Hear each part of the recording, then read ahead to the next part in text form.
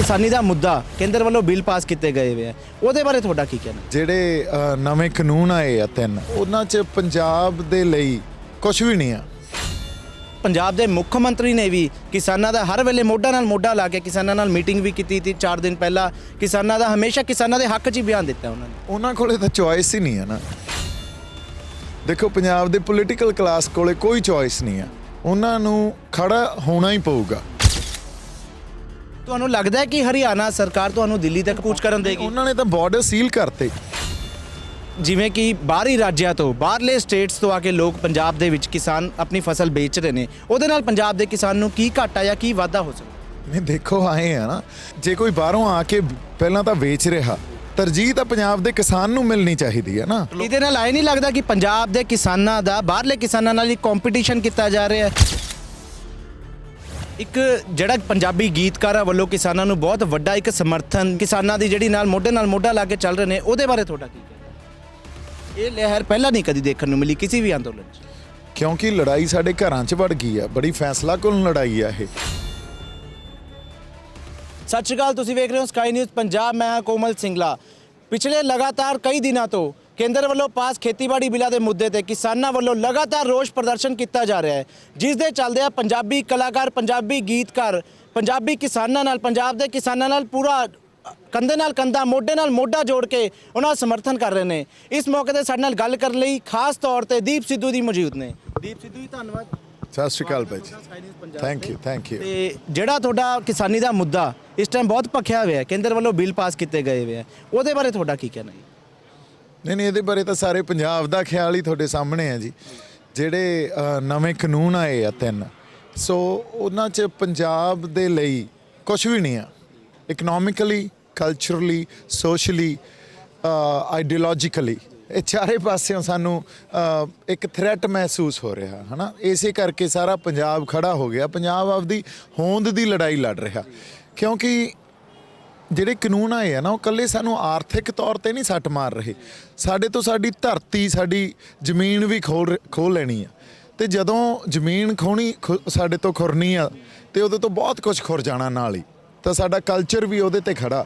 ਪੰਜਾਬ ਦਾ ਇੱਕ ਆਪਦਾ ਸੱਭਿਆਚਾਰਕ ਕਲਚਰ ਆ ਜਿਹੜਾ ਹੈ ਨਾ, ਉਹ ਸੱਭਿਆਚਾਰਕ ਹੋਂਦ ਆ ਜਿਹੜੀ, ਉਹ ਵੀ ਖੜੀ ਆ। ਫਿਰ ਨਾਲ ਦੀ ਨਾਲ ਸਾਡਾ ਫਲਸਫਾ ਵੀ ਉਸ ਸੱਭਿਆਚਾਰ ਦਾ ਕਿਤੇ ਨਾ ਕਿਤੇ ਪਾਰਟ ਆ। ਅਸੀਂ ਹਮੇਸ਼ਾ ਹੀ ਕਹਿੰਦੇ, ਗੱਲ ਕੀਤੀ ਜਾਵੇ ਬੀਜੇਪੀ ਸਰਕਾਰ ਵੱਲੋਂ ਲਗਾਤਾਰ ਇਹੀ ਕਿਹਾ ਜਾ ਰਿਹਾ ਕਿ ਇਹ ਜਿਹੜੇ ਕਾਨੂੰਨ, ਖੇਤੀਬਾੜੀ ਬਿੱਲ, ਜਿਹੜੇ ਬਿੱਲ ਬਣ ਚੁੱਕੇ ਨੇ, ਉਹ ਕਿਸਾਨਾਂ ਦੇ ਹੱਕ 'ਚ ਨੇ, ਉਸ 'ਚ ਕਿਸਾਨਾਂ ਦਾ ਲਾਸ ਨਹੀਂ ਹੈਗਾ। ਨਹੀਂ ਕਿਵੇਂ ਹੱਕ 'ਚ? ਆਪਾਂ ਇਹਨੂੰ ਸਮਝੀਏ ਤਾਂ ਸਹੀ ਨਾ, ਉਹਨੂੰ ਡਾਇਸੈਕਟ ਕਰੀਏ, ਉਹਨੂੰ ਤੋੜ ਕੇ ਦੇਖਦੇ ਹਾਂ। ਜਿਹੜੇ ਕਾਨੂੰਨ ਆਏ ਆ, ਉਹ ਤਾਂ ਕੈਪੀਟਲਿਸਟਿਕ ਜਾਂ ਕਾਰਪੋਰੇਟਸ ਨੂੰ ਅਕੋਮੋਡੇਟ ਕਰਨ ਵਾਸਤੇ ਆਏ ਆ, ਹੈ ਨਾ। ਔਰ ਉਹ ਤਿੰਨ ਕਾਨੂੰਨ ਨਹੀਂ ਆ। ਜੇ ਤੁਸੀਂ ਪੜ੍ਹੋਗੇ ਉਹਨਾਂ ਦਾ ਤਾਣਾ ਬਾਣਾ, ਉਹਨਾਂ ਦੀ ਬਣਤਰ ਦੇਖੋ, ਉਹ ਤਾਂ ਇੱਕ ਹੀ ਕਾਨੂੰਨ ਆ। ਕੰਟਰੈਕਟ ਫਾਰਮਿੰਗ ਨੂੰ ਇਹਨਾਂ ਨੇ ਤਰਜੀਹ ਦੇਤੀ ਆ। ਹੋਰਡਿੰਗ ਜਿਹੜੀ ਸੀ, ਜਮਾਖੋਰੀ ਨੂੰ ਲੀਗਲ ਕਰਤਾ। ਨਾਲ ਦੀ ਨਾਲ ਜਿਹੜਾ ਮੰਡੀਕਰਨ ਆ ਫਸਲਾਂ ਦਾ, ਉਹਦਾ ਇੱਕ ਪਰਿਭਾਸ਼ਿਤ ਜਿਹੜੀ ਜਿਵੇਂ ਕੀਤਾ ਵੀ ਕੋਈ ਕਿਸੇ ਵੀ ਇੰਡੀਵਿਜੂਅਲ ਕੋਲੇ ਜੇ ਪੈਨ ਕਾਰਡ ਹੋਵੇ ਤਾਂ ਉਹ ਫਸਲ ਖਰੀਦ ਸਕਦਾ। ਹੁਣ ਤੁਸੀਂ ਇਹ ਦੇਖੋ ਵੀ ਇਹ ਤਿੰਨੇ ਬੁਣੇ ਇਸ ਤਰ੍ਹਾਂ ਗਏ ਆ ਵੀ ਇਹ ਇੱਕ ਕਾਨੂੰਨ ਆ ਇਹ। ਔਰ ਬੁਣੇ ਕਿਉਂ ਗਏ ਆ ਇਹ ਕਾਰਪੋਰੇਟਸ ਨੂੰ, ਕੰਪਨੀਆਂ ਨੂੰ, ਕੈਪੀਟਲਿਸਟਿਕ ਸੁਸਾਇਟੀ ਨੂੰ ਅਕੋਮੋਡੇਟ ਕਰਨ ਵਾਸਤੇ। ਕਿਉਂਕਿ ਇਸ ਮੌਕੇ 'ਤੇ ਇੱਕ ਸਵਾਲ ਹੋਰ ਉੱਠਦਾ ਹੈ ਵੀ ਬਿੱਲਾਂ ਦੇ ਵਿੱਚ MSP ਦਾ ਕੋਈ ਜ਼ਿਕਰ ਨਹੀਂ ਹੈਗਾ, ਪਰ ਪੰਜਾਬ ਸਰਕਾਰ ਵੱਲੋਂ ਇਸ ਵਾਰੀ MSP ਤੇ ਸਾਰੀ ਫਸਲ ਖਰੀਦੀ ਗਈ ਹੈ। ਪੰਜਾਬ ਸਰਕਾਰ ਤਾਂ ਕਦੇ MSP ਤੇ ਫਸਲ ਖਰੀਦਦੀ ਨਹੀਂ। ਜਿਹੜੀ ਸਰਕਾਰਾਂ ਫਸਲ ਖਰੀਦ ਰਹੀਆਂ ਨੇ, ਕੇਂਦਰ ਸਰਕਾਰ ਖਰੀਦ ਰਹੀ ਹੈ, ਉਹ MSP ਤੇ ਫਸਲ ਚੱਕ ਰਹੀ ਹੈ। ਨਹੀਂ ਉਹ ਤਾਂ ਹੁਣ ਵੀ ਕਹਿ ਰਹੇ ਆ ਅਸੀਂ MSP ਦੇਵਾਂਗੇ, ਪਰ ਨਵੇਂ ਕਾਨੂੰਨਾਂ ਦੇ ਲਾਈਟ 'ਚ, ਉਹਦੇ ਸੰਦਰਭ 'ਚ ਜੇ ਤੁਸੀਂ ਦੇਖੋਗੇ ਗੱਲ, ਤਾਂ MSP ਇਰਰੈਲੇਵੈਂਟ ਹੋ ਗਈ। ਪਹਿਲਾਂ ਤਾਂ ਮੰਡੀਕਰਨ ਹੀ ਫਸਲਾਂ ਦਾ ਐਂ ਹੁੰਦਾ ਸੀ ਨਾ ਵੀ ਮੰਡੀ 'ਚ ਤੁਸੀਂ ਲੈ ਕੇ ਜਾਓ, ਉੱਥੇ ਸਰਕਾਰ ਦੀਆਂ ਜਿਹੜੀਆਂ ਫੂਡ ਏਜੰਸੀਜ਼ ਆ, ਉਹ ਫਸਲਾਂ ਨੂੰ ਖਰੀਦਣਗੀਆਂ, ਅਤੇ ਵਪਾਰੀ ਉਹਦੇ 'ਚ ਜੋ ਆੜਤੀ ਆ, ਸਾਡਾ ਇੱਕ ਸਿਸਟਮ ਸੀ, APMC ਐਕਟ ਸੀ, ਉਹਦੇ ਅੰਡਰ ਇੱਕ ਮੰਡੀ ਬਣਾਈ ਹੋਈ ਸੀ, ਅਤੇ ਉਹ ਰੈਵਨਿਊ ਵੀ ਕਲੈਕਟ ਕਰਦੀ ਸੀ, ਜਿਹੜੀ ਰੂਰਲ ਡਿਵੈਲਪਮੈਂਟ 'ਤੇ ਲੱਗਦਾ ਸੀ ਰੈਵਨਿਊ। ਹੁਣ ਜਦੋਂ ਵਪਾਰੀ ਆ ਜਿਹੜਾ, ਜਾਂ ਕਾਰਪੋਰੇਟ ਸੈਕਟਰ ਆ, ਉਹਨਾਂ ਨੇ ਤਾਂ ਘਰਾਂ 'ਚੋਂ ਜਾਂ ਉਹਨਾਂ ਨੇ ਖੇਤਾਂ 'ਚੋਂ ਫਸਲਾਂ ਚੱਕਣੀਆਂ, ਮੰਡੀਕਰਨ ਤਾਂ MSP ਤਾਂ ਇਰਰੈਲੇਵੈਂਟ ਹੋ ਗਈ ਨਾ। ਜੇ ਇਹ ਵੀ ਕਹਿਤਾ ਵੀ ਕੋਈ ਉਹ ਵੀ MSP ਤੋਂ ਘੱਟ ਨਹੀਂ ਖਰੀਦ ਸਕਦੇ, ਪਰ ਮੈਂ ਤੁਹਾਨੂੰ ਇੱਕ ਗੱਲ ਦੱਸਦਾ, ਚਾਹੇ ਉਹ MSP ਤੇ ਫਸਲ ਵੀ ਖਰੀਦ ਲੈਣ, ਪਰ ਜਿਹੜੀ ਡੋਮੀਨੇਸ਼ਨ ਕੈਪੀਟਲਿਸਟਿਕ ਸੁਸਾਇਟੀ ਜਾਂ ਕਾਰਪੋਰੇਟ ਸੈਕਟਰ ਪਾਊਗਾ ਨਾ, ਕਿਸਾਨਾਂ ਦੀਆਂ ਜ਼ਮੀਨਾਂ ਨੂੰ ਆਪਦੇ ਹਿਸਾਬ ਨਾਲ ਹੈਂਡਲ ਕਰੂਗਾ, ਇੱਥੇ ਅਸੀਂ ਬੀਜਣਾ ਕੀ ਆ, ਵਾਹੁਣਾ ਕੀ ਆ, ਫਿਰ ਫਸਲ ਕਿਹੜੀ ਲੈਣੀ ਆ, ਇਹ ਕਾਰਪੋਰੇਟ ਸੈਕਟਰ ਡਿਸਾਈਡ ਕਰੂਗਾ, ਤਾਂ ਉਹਨਾਂ ਦੀ ਸੈਂਸ ਆਫ ਬਿਲੋਂਗਿੰਗ ਆ ਜਿਹੜੀ, ਉਹ ਤਾਂ ਮੁਨਾਫੇ ਤੱਕ ਆ। ਉਹ ਸਾਡੇ ਹਿਸਾਬ ਨਾਲ ਜਾਂ ਸਾਡੇ এনवायरमेंट ਦੇ ਹਿਸਾਬ ਨਾਲ ਥੋੜੀ ਸੋਚਣਗੇ।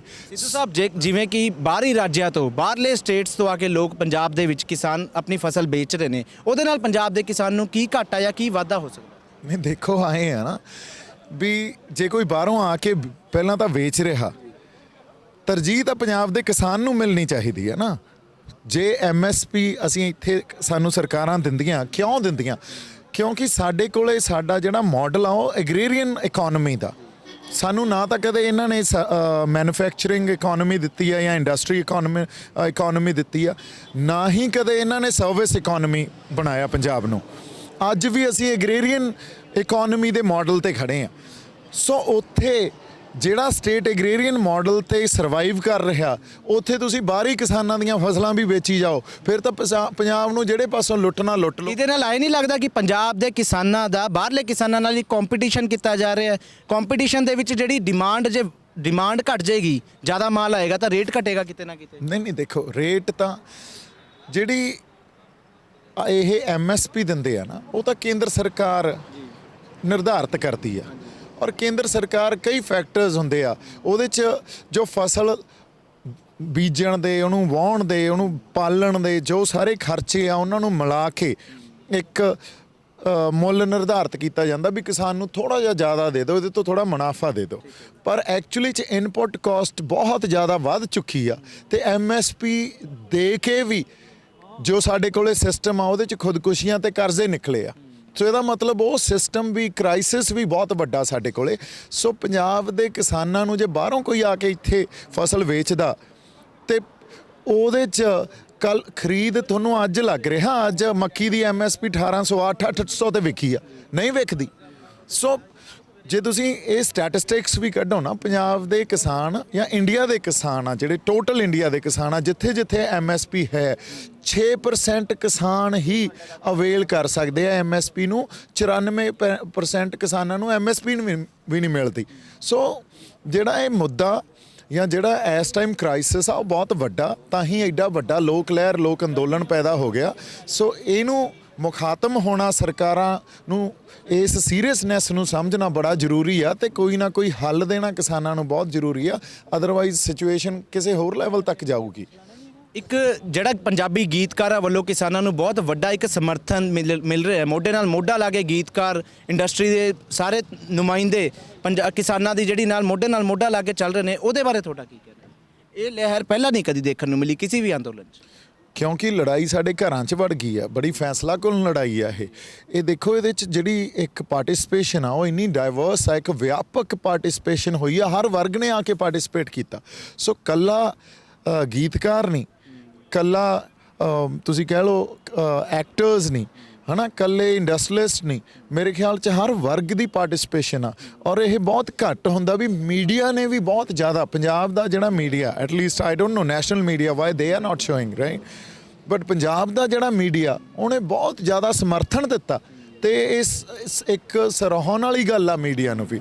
ਮੀਡੀਆ ਨੇ ਹਮੇਸ਼ਾ ਹੀ ਇਸ ਮੂਵਮੈਂਟ ਨੂੰ ਜਿਵੇਂ ਕਵਰ ਕੀਤਾ, ਉਹ ਬਹੁਤ ਕਮਾਲ ਦੀ ਗੱਲ ਆ। ਪੰਜਾਬ ਦੇ ਮੀਡੀਆ ਦੇ ਨਾਲ ਪੰਜਾਬ ਦੇ ਮੁੱਖ ਮੰਤਰੀ ਨੇ ਵੀ ਕਿਸਾਨਾਂ ਦਾ ਹਰ ਵੇਲੇ ਮੋਢਾ ਨਾਲ ਮੋਢਾ ਲਾ ਕੇ ਕਿਸਾਨਾਂ ਨਾਲ ਮੀਟਿੰਗ ਵੀ ਕੀਤੀ ਸੀ 4 ਦਿਨ ਪਹਿਲਾਂ। ਕਿਸਾਨਾਂ ਦਾ ਹਮੇਸ਼ਾ ਕਿਸਾਨਾਂ ਦੇ ਹੱਕ 'ਚ ਹੀ ਬਿਆਨ ਦਿੱਤਾ ਉਹਨਾਂ ਨੇ। ਉਹਨਾਂ ਕੋਲੇ ਤਾਂ ਚੋਇਸ ਹੀ ਨਹੀਂ ਆ ਨਾ। ਦੇਖੋ ਪੰਜਾਬ ਦੇ ਪੋਲੀਟੀਕਲ ਕਲਾਸ ਕੋਲੇ ਕੋਈ ਚੋਇਸ ਨਹੀਂ ਆ, ਉਹਨਾਂ ਨੂੰ ਖੜਾ ਹੋਣਾ ਹੀ ਪਊਗਾ, ਕਿਉਂਕਿ ਪੰਜਾਬ ਜਿਹੜਾ ਵਸਦਾ ਹੀ ਪਿੰਡਾਂ 'ਚ ਆ, ਹਜੇ ਤੱਕ ਪਿੰਡਾਂ 'ਚ ਵਸਦਾ ਹੈ ਨਾ। ਤੇ ਜੇ ਪਿੰਡਾਂ ਦੇ ਲੋਕਾਂ ਤੋਂ, ਕਿਸਾਨਾਂ ਤੋਂ ਤੁਸੀਂ ਉਹਨਾਂ ਦੀਆਂ ਜ਼ਮੀਨਾਂ ਖੋਹਣ ਤੱਕ ਆ ਗਏ, ਤਾਂ ਫਿਰ ਚੋਇਸ ਕੀ ਰਹਿ ਜਾਂਦੀ ਆ। ਇਹ ਸਨ ਸਾਡੇ ਨਾਲ ਦੀਪ ਸਿੱਧੂ ਜੀ, ਜਿਨ੍ਹਾਂ ਦੱਸਿਆ ਕਿ ਕਿਸਾਨਾਂ ਵੱਲੋਂ ਸ਼ੁਰੂ ਕੀਤੇ ਗਏ ਅੰਦੋਲਨ ਵਿੱਚ ਉਹ ਹਮੇਸ਼ਾ ਉਹ ਤੇ ਪੰਜਾਬੀ ਕਲਾਕਾਰ ਮੋਢੇ ਨਾਲ ਮੋਢਾ ਲਾ ਕੇ ਖੜੇ ਰਹਿਣਗੇ। ਸਕਾਈ ਨਿਊਜ਼ ਪੰਜਾਬ ਦੇਖਦੇ ਰਹੋ, ਤੇ ਕੈਮਰਾਮੈਨ ਬਲਜਿੰਦਰ ਦੇ ਨਾਲ ਕੋਮਲ ਸਿੰਗਲਾ।